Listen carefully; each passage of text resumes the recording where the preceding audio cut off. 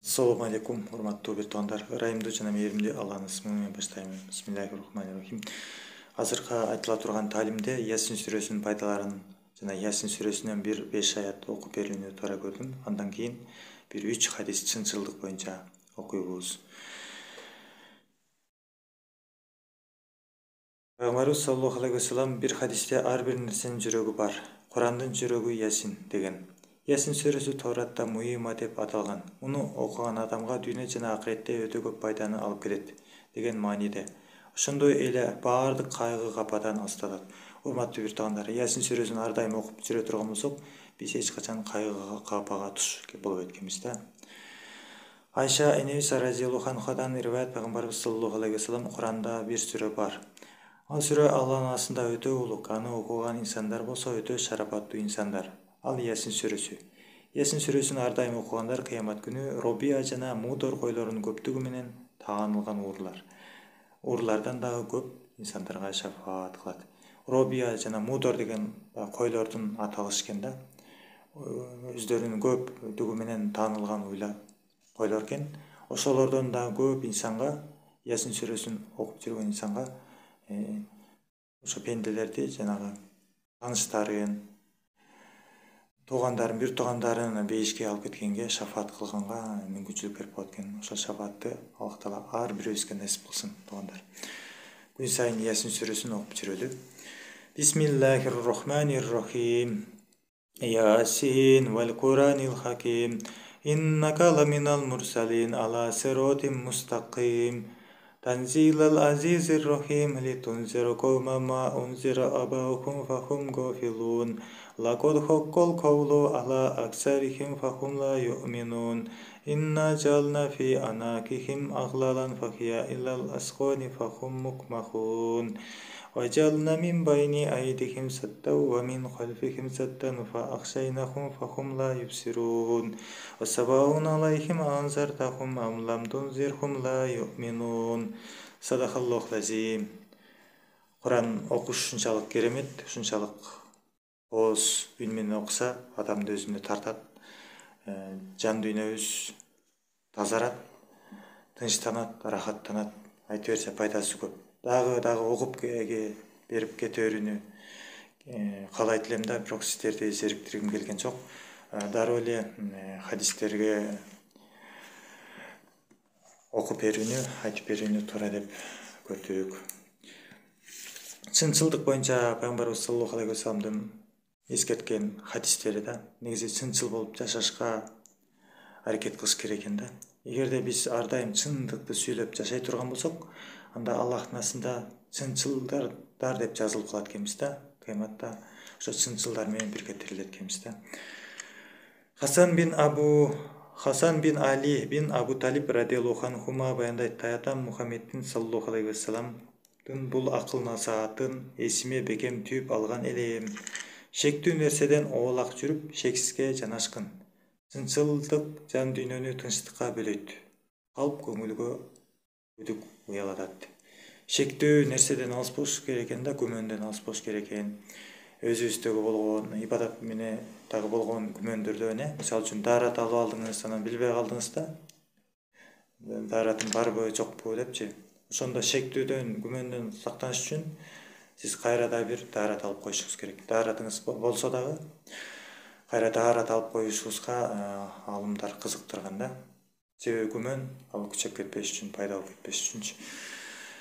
Ошондой эле адамдар менен болгон мамиледе, мисалы үчүн бир нерсени жоготтуй дейик, анан далили жок эле билбей туруп эле адамдардан күмөн санап калабыз да, ушул эле алды го депчи.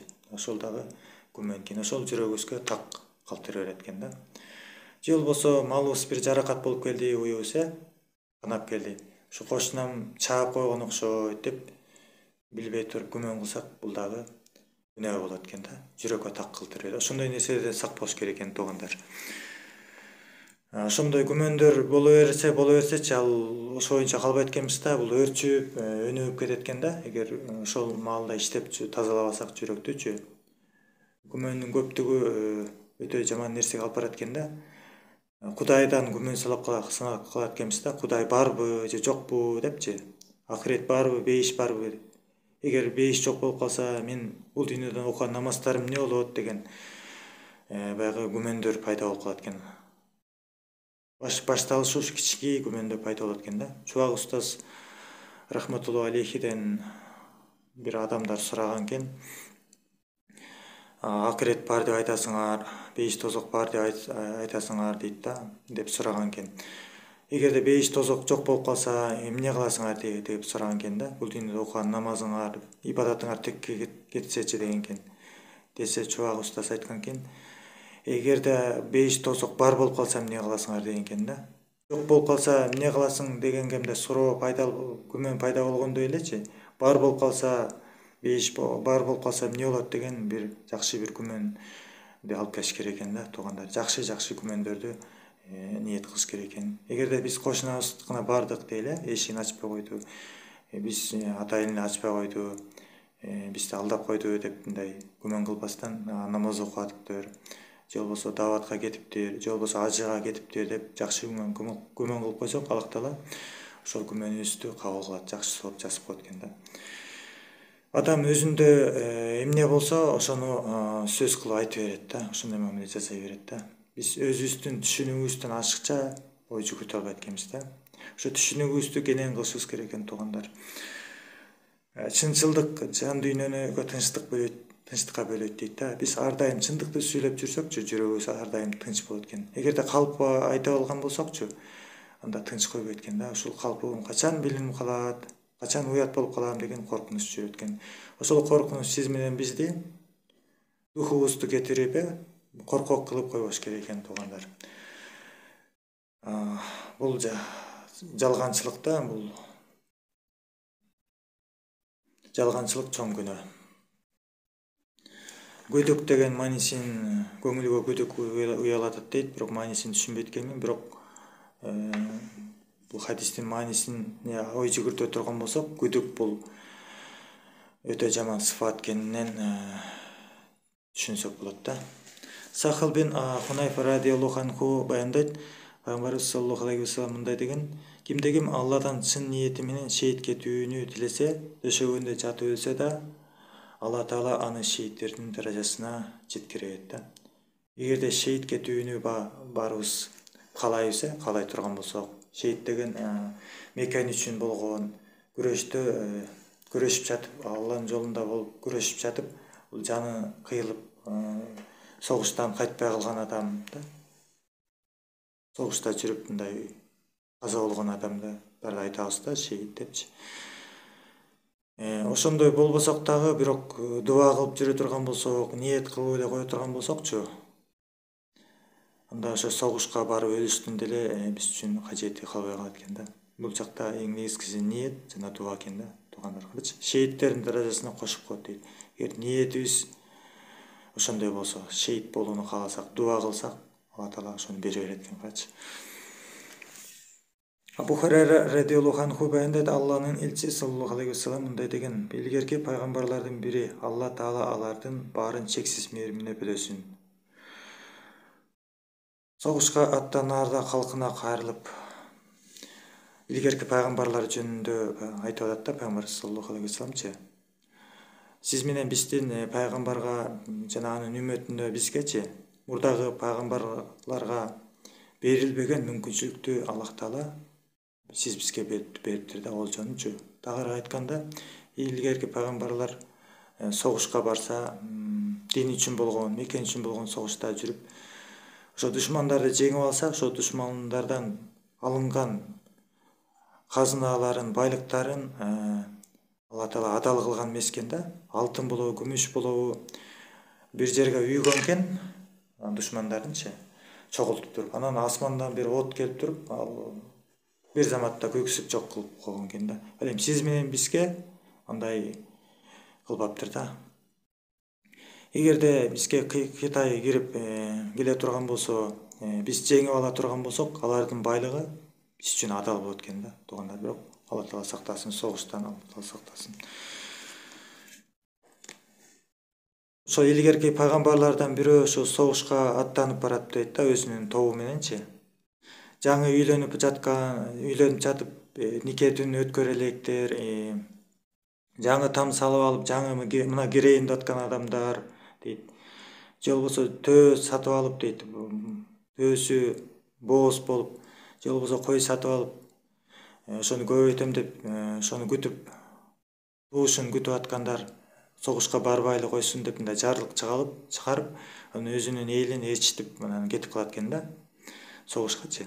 Асыр намазынын маалында же ошого жуук бир элдүү коңушка келишет экен да. Күндү караса батаарына аз калган болот. Ошондо Алла ошол айтат экен пайгамбар күнгө карап туруп, сен да Алланын буйругун аткарып атасың дейт, жарыгыңды чачып атасың, жарык берип атасың дейт. Мен да өзүмдүн буйругум, максатымды кылып атам дейт да. Анан Алладан дуба кылат экен, Алла ушу күндүн батышын кечеңдете турасың депчи. Анан Алла Таала ошол пайгамбардын дубасын кабыл кылып, ошол согушта адам жеңишке жетмейинче күндү батырбай турат экен. Анан жеңишке жетип, баягы олжолор тийип алынгандан кийин байлыктары, алтындары көп, аябай көп да. Пайгамбар ошол олжолорду ортого коет экен. Асмандан бир от келип туруп эле баягы алтындарды, казыналарды көйгө салып койгот экен да. Анан пайгамбар ошо элине кайрылат экен. Силердин араңарда ошо алтындан мындай кымтып катып алган адамдар бар экен. Ошону бияка чыгармайынча от моореки эмени алтынды күйгүзбөйт дейт экен да. Анан ал үчүн мага ант беришиңер керек дейт экен, мындай алган жокмун деп кол алышыпчы.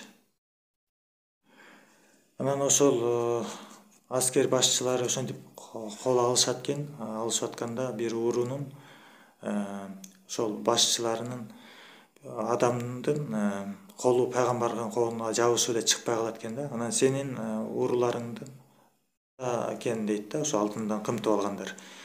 Сен ууруң менен ар бир адам мен менен кол алышып антташсын дейт экен. Анан ошентип 3 адам, 2 же 3 адамдын колу пайгамбарга жабышып калат экен. Силер кымтып алып атасыңар, алып келип койгула дейт экен. Анан уйдун башындай болгон алтынды алып келип туруп кошот экен. Анан асмандан от келип туруп, жалмап бир заматта баягы душмандардын байлыктарын күйгүзүп коет экен да.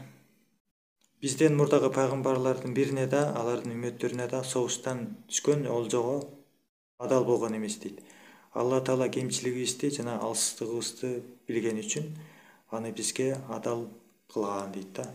Сиз бизге адал кылган экен да. Алардын байлыктарын алыш жеңгенден кийинчи. Алла Таалам ыраазы болсун.